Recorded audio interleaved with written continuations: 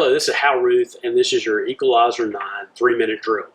What we're going to talk about this week is how to develop a strategy and how to execute a strategy.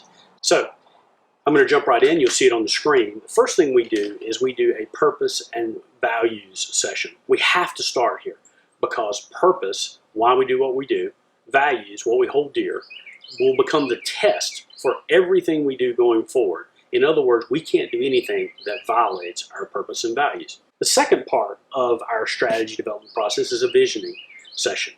This is basically the way a visioning session works. We say, 10 years from now, when we rent out a room at the finest restaurant in town and we lift our glasses to celebrate how great we've done in the last 10 years, what are we celebrating in that meeting? And those items that come out of that visioning session becomes our vision. A vision cannot be a vision statement that's created by marketing that sounds great on the website. That is not vision.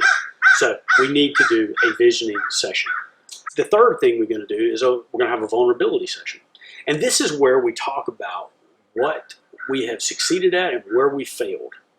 And so we're really looking for our major accomplishments and our major setbacks. And we have to be very blunt and very honest, brutally honest in this session because this is so critical.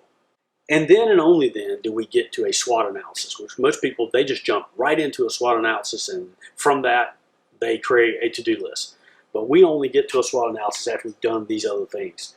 In addition to a SWOT analysis, we're going to do something called a profitability analysis using a profitability diagnostic guide that we've created. So once we've done all this, we now finally put pen to paper to develop a strategy. And in our strategy, we're going to have proactive measures, which are initiatives, and we're going to have strategic gaps to repair, which are reactive measures. Also, going to create a business development plan and a community engagement plan, and we're going to establish goals.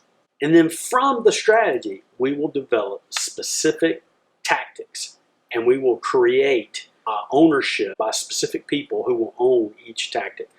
And then the final thing, which most companies completely fail to do, is we must put in place an execution plan. This execution plan for us is a monthly meeting where everyone who has ownership of a tactic comes ready to report what they've accomplished and ready to report where they're struggling and where they need help from the rest of the team. And in this meeting also, we identify new tactics that are needed to push initiatives, but totally adaptable. So this has been your Equalizer 9 3-minute drill on how to develop a highly effective strategy and to execute it. And we'll talk to you next week.